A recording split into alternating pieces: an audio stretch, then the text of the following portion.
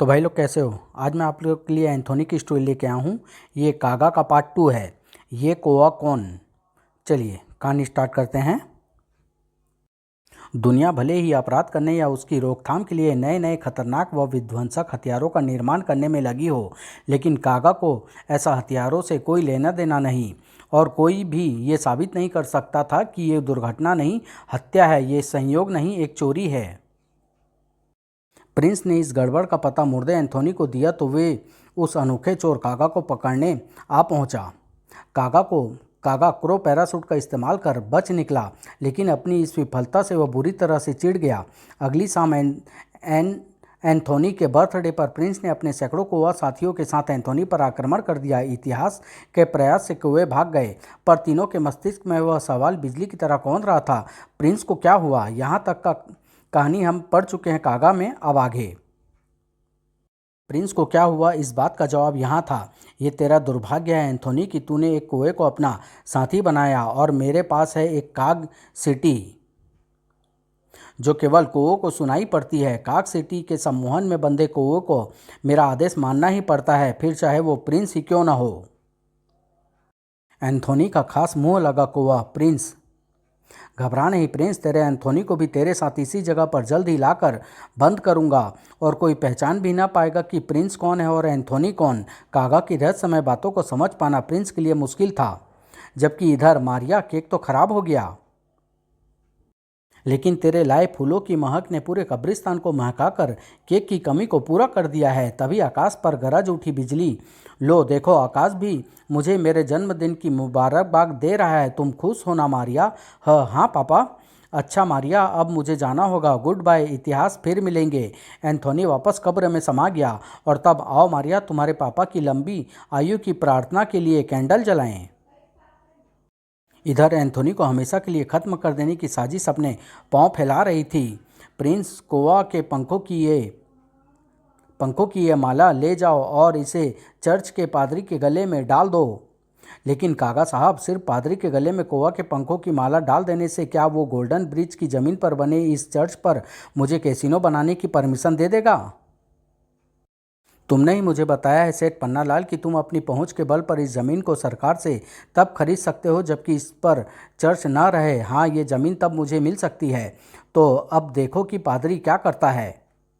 मैंने तुम्हें इस चर्च को ढहाने के लिए बुलाया है, लेकिन ये पाप होगा। मैं अनपढ़ सही, लेकिन ये पाप नहीं कर सकता, तो फिर ये काम मुझे खुद करना होगा। रोड रोलर रोड रोलर का काम है तोड़ना, चाहे तू तोड़े या मैं तोड़ूं। देख रहे हो ना सेठ पन्नालाल की क्या होने वाला है। तुम वाकई ग्रेट हो कागा। ये फादर क्या कर रहे हैं? फादर रोड रोलर को लेकर चर्च तोड़ने जा रहे हैं। ओह गॉड, ये फादर को क्या हो गया? ईश्वर का पुजारी ईश्वर के घर को गिराने जा रहा है। ये पाप है। फादर रोक लो अपने हाथ, रोक लो अपने हाथ, रोक लो इस रोड रोलर को, वरना प्रलय आ जाएगी। ये रोलर नहीं रुकेगा। हट जाओ मेरे रास्ते से, वरना रोड रोलर इस चर्च से पहले तुम्हारी हड्डियां तोड़ डालेगा। हे प्रभु यीशु मसीह, मदद कर। अगर यह अनर्थ हो गया तो आज तेरे सैकड़ों बंदों की आस्थाएं टूट जाएगी। Help God help. और इस बार कुदरत की शक्ति से फट गई वो कब्र, बाहर आ गया मुर्दा एंथोनी। कुदरत की उस अनोखी शक्ति ने जाम कर दिए रोड रोलर के पहिए। रोड रोलर, पता कर, तुम कुदरत की शक्ति से टक्कर नहीं ले सकते फादर। खुद भगवान आकर भी ऐसा आदेश दे दे तो भी नहीं। बोलो फादर, तुम ऐसा क्यों कर रहे हो? वरना आज एंथोनी के हाथों भी एक पाप होगा, ईश्वर के एक पुजारी की हत्या का पाप, जिसे ईश्वर ने इंसानियत व शांति का प्रचार करने का दायित्व सौंपा है। बोलो फादर, बोलो, जवाब दो मुझे। तुम्हें जवाब चाहिए ना, तो ये है मेरा जवाब। जिसे भी जवाब चाहिए उसे अब मौत मिलेगी। इन्हें सद्बुद्धि दो प्रभु यीशु। पाप जब सिर उठाता है तो उसे खत्म करने के रास्ते में मुश्किल जरूर आती है, मुश्किलों से टकराना जरूर पड़ता है, लेकिन अंत में जीतता वही है जो इस पाप से लोहा लेता है, पाप का सर्वनाश करता है। और ये तब तक संभव नहीं जब तक पापी जिंदा हो। फादर भागकर चर्च के सामने आ खड़ा हुआ। ये रोड रोलर आगे बढ़ेगा तो मेरे साथ चर्च को भी तोड़ देगा, और यही मैं चाहता हूँ। एंथोनी का जिस्म हवा में लहराया। तुम जिस दीवार के साए में आकर खड़े हो गए हो फादर, उसकी छाँव तो लोगों को जीवन देती है। ये तुमने कैसे सोच लिया कि मैं उस छाँव को ख़त्म कर दूंगा? तुम्हें रोकने के लिए अब रोड रोलर नहीं, मैं खुद आगे बढ़ूंगा। तुम्हें रोकेगी मेरे हाथों में भरी शक्ति। तुम्हें रोकेगी मेरी ठंडे आग की शक्ति। एंथोनी फादर के सिर पर उसका काल बनकर आ खड़ा हुआ। फादर, तुम्हारा गुनाह क्षमा के काबिल नहीं, इसलिए गॉड मुझे क्षमा करे, क्योंकि अब मैं तुम्हें जिंदा नहीं छोड़ूंगा। ठहरो, कौन हो तुम? ये सब क्या हो रहा है? फादर के गले की तरफ बढ़ते एंथोनी के हाथ थम गए। वो रोड रोलर यहाँ कौन लाया? तुम बोलते क्यों नहीं? तुम बताओ। ओह, ये क्या? ये माला तो फादर के गले में थी, जिसके उतरते ही फादर नॉर्मल हो गया। तो क्या इसी के जादू से फादर की बुद्धि भ्रष्ट हो गई थी? किसी ने अपवित्र शक्तियों का सहारा लेकर फादर के हाथों चर्च का नेस्त नाबूद करने की कोशिश की है। ओ गॉड, इसे फादर के गले में किसने पहनाया? कहीं उसी शैतान कागा ने तो नहीं? वो शैतान यहाँ था। कागा साहब, आपकी कोशिश असफल हो गई। कागा की कोशिश कभी असफल नहीं होती, क्योंकि मुझे मालूम था कि मेरे इस काम में रोड़ा अटकाने या मुर्दा जरूर आएगा। चर्च तुड़वाने की मेरा एक कोशिश ज़रूर असफल हो गई है, लेकिन दूसरी नहीं होगी, और ये कोशिश मैं इस मुर्दे को ख़त्म करने के बाद करूँगा। तब तो क्या जो फादर से लड़ रहा था वो मुर्दा था? मैं मुर्दा? हाँ, पर तुम क्यों घबरा रहे हो? मुझे माफ़ करो, तुमसे मेरा कॉन्ट्रैक्ट ख़त्म हुआ। मुझे इस चर्च की ज़मीन पर कैसीनो नहीं बनवाना। मेरी तौबा, मेरे बाप की तौबा, मैं चला। अरे सुनो, रुको। इधर सारी कहानी का पता चलते ही फादर की आंखों से आंसू बह निकले। एंथोनी, आज अगर ये पाप मुझसे हो जाता तो मैं ईश्वर को भी अपना मुंह न दिखा पाता। तुम महान हो एंथोनी, तुम्हारे रहते पाप कभी सिर नहीं उठा सकता। मेरे रहते नहीं फादर, ईश्वर के रहते, क्योंकि मैं तो खुद उसी की शक्ति का एक बहुत महीन सा हिस्सा हूँ। और उस वक्त चौंक पड़ा एंथोनी, ये तो प्रिंस का स्वर है। प्रिंस सामने था। प्रिंस, तू कहाँ चला गया था? तेरे लिए कितना परेशान था मैं। तू ये मुझे चलने के लिए कह रहा है? मुझे इसके पीछे जाना होगा। शायद ये मुझे उस शैतान कागा तक पहुंचाना चाहता है। कैसी विचित्र सी जगह में चला गया है प्रिंस। क्या कागा इस क्रो बिल्डिंग में? अंदर कुएं ही कुएं थे। उनकी कर्कश आवाज़ों से कौंध रही थी क्रो बिल्डिंग। यहाँ इतने सारे कुएं मौजूद क्यों हैं? प्रिंस कहाँ गया? उन कुएं के बीच प्रिंस के साथ मौजूद था कागा। आओ एंथोनी, बहुत बेसब्री से मैं तुम्हारा इंतजार कर रहा था। शैतान कागा, तू? मैं जानता हूँ कि तुझे भी मेरी तलाश थी, और शायद तुझे नहीं पता कि मुझे भी तेरी ही तलाश थी, इसलिए मैंने प्रिंस को भेजकर तुझे यहाँ बुलाया। हाँ, तो क्या प्रिंस? हाँ एंथोनी, अब प्रिंस तेरा चमचा नहीं, मेरा गुलाम है, और मैंने तुझे भी यहाँ अपनी कुआ से सेना में शामिल करने के लिए बुलाया है। एंथोनी, मैं तो तुझे देखते ही समझ गया था कि तू क्रो पावर का पूरा पावर हाउस है। देख देख अपने शरीर की काली रंगत को जो कुआ से मिलती है। तेरी छाती पर कुआ आकृति दिखाई पड़ती है। प्रिंस तेरा साथी है। मैंने उस निशान के बारे में भी सुना है जो तेरे शिकार की लाश के चारों ओर बना मिलता है, वो भी कौवे की शक्ल का होता है। ये सब बातें साबित करती है कि तू क्रो पावर से ही जिंदा है एंथोनी।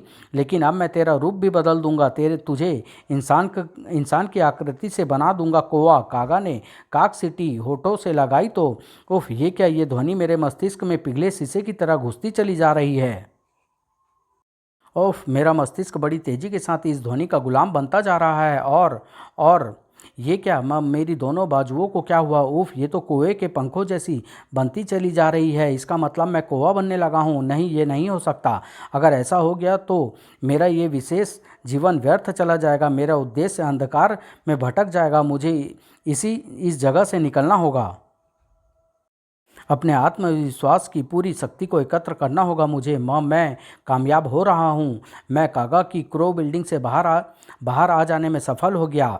अब तो कहीं न अब तो कुछ नहीं कर सकेगा एंथोनी। अब ये काग सिटी तेरा कोवा प्रिंस बजाएगा। ये काग ध्वनि तेरा पीछा नहीं छोड़ेगी, और तू अपने कान बंद करके भी इस ध्वनि से नहीं बच सकेगा, क्योंकि ये ध्वनि तेरे जिस्म के मसामों से लेकर भी तेरे कानों के श्रवण यंत्र तक पहुँचती रहेगी। हवा के झोंके के समान एंथोनी ने पुलिस स्टेशन में प्रवेश किया। ओह गॉड, ये तो एंथोनी है। अरे ये कैसा आदमी है?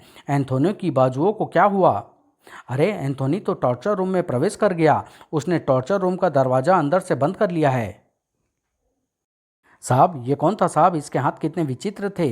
दरवाज़ा तोड़ दे क्या साहब? नहीं, ठहरो, सोचने दो। 5 मिनट यूं ही सकते में खड़े गुजर गए। 6 मिनट, छठे मिनट दरवाज़ा खुला। दरवाज़ा खुल रहा है। दरवाज़ा खुलते ही अरे कुआं, ये क्या? अंदर तो एंथोनी गया था। ये कुआं अंदर से कहाँ से आ गया? ये कुआं कौन है? इतिहास ने बाज की तरह झपट कर अंदर झाँका। अंदर तो कोई भी नहीं है। तो क्या वो एंथोनी ही था? उफ, ये कैसा रहस्य है? क्या एंथोनी कौवा बन गया? उसके बाजू तो मैंने खुद कौवा के पंखों जैसे बने देखे थे। नहीं, ये नहीं हो सकता। वो कौवा कहाँ गया? उसे पकड़ो, उसे रोको। कौवे को कैसे पकड़ें सर?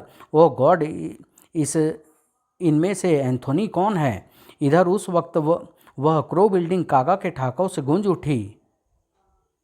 मैं सफल हो गया, एंथोनी को कुआं बना लेने में मैं सफल हो गया। प्रिंस कहाँ है तू? ला मेरी काक सिटी मुझे वापस दे। काक सिटी हवा में लहराई तो तुम। काक सिटी जिस अंदाज में हवा में उछली थी उसे देखकर कागा हैरान हो उठा। हाँ, मैं एंथोनी, एंथोनी गुंजाल्वेज, जिसे तू कुआं बना देना चाहता था। अगर तू यहाँ है तो फिर ये कुआं कौन? वो कौवा प्रिंस है। तू मुझे मुझे भी कौवा बनाने में सफल हो जाता, लेकिन शायद तुझे नहीं पता कि कुदरत की शक्ति शैतानी शक्तियों से ज़्यादा बड़ी होती है। मैं अपने आत्मविश्वास की शक्ति के बल पर यहाँ से निकलकर सीधा एक पुलिस स्टेशन के टॉर्चर रूम में घुस गया, क्योंकि अक्सर टॉर्चर रूम साउंड प्रूफ बनाए जाते हैं। वहां जाकर जब मुझे काक सिटी की आवाज़ से मुक्ति मिली तो मैंने अपने मस्तिष्क को नियंत्रित किया। और अगर थोड़ी देर और मैं उस विनाशकारी सिटी की आवाज़ सुनता रहता तो कौवा बन ही गया होता। पर अब प्रक्रिया न सिर्फ रुक चुकी है, बल्कि मेरे दोनों बाजुओं भी ठीक हो रहे हैं। तभी मैंने खिड़की के रास्ते प्रिंस को अंदर आते देखा। खिड़की के सकरे होने के कारण प्रिंस ने काक सिटी को पंजों में दबा लिया था। मैंने प्रिंस को वहीं दबोच लिया। प्रिंस, मैं जानता हूँ कि इसमें तेरा कोई कसूर नहीं। तू कागा के सम्मोहन में बंधा है। अब पर अब मैं तुझे ये सिटी नहीं बचाने दूंगा। किंतु मेरे स्पर्श से ही प्रिंस का सम्मोहन भी टूट गया था। तब की होल के छिद्र से मैं वहाँ से टेलीपोर्ट हो गया। और मैं जानता था कि मेरे पीछे पीछे जब प्रिंस बाहर निकलेगा तो इंस्पेक्टर इतिहास उसे एंथोनी समझेगा, और वही हुआ। तब मैंने प्रिंस के साथ मिलकर एक चाल खेली। गोल्डन कलर लेकर उसके गले में अपनी बेल्ट जैसी बेल्ट बना दी और उसकी छाती पर एक क्रो आकृति, ताकि प्रिंस को देखकर तुझे उसके एंथोनी होने का भ्रम हो जाए। और वैसा ही हुआ। तेरी काक सिटी को भी मैंने बेकार कर दिया है कागा। अब तू मरने के लिए बिल्कुल तैयार और विवश है। इतनी ऊंचाई से गिरकर तू बचेगा नहीं। एंथोनी ने फिर पीछे मुड़कर नहीं देखा था, मगर यही भूल कर गया था। एंथोनी, मैं ऊंचाई से गिरकर नहीं मर सकता एंथोनी। मैं अगर तुझे कुआं बना सकता हूँ तो खुद भी कुआं बन सकता हूँ। लेकिन यह बात कागा भी नहीं जानता था कि अब उसे काक सिटी जैसी दूसरी शक्ति प्राप्त करने में कितना समय लगेगा। उधर भोर का उजाला भी रात के दरवाजे पर दस्तक दे रहा था, जो कि एंथोनी को कब्र में वापस जाने का संकेत था। समाप्त।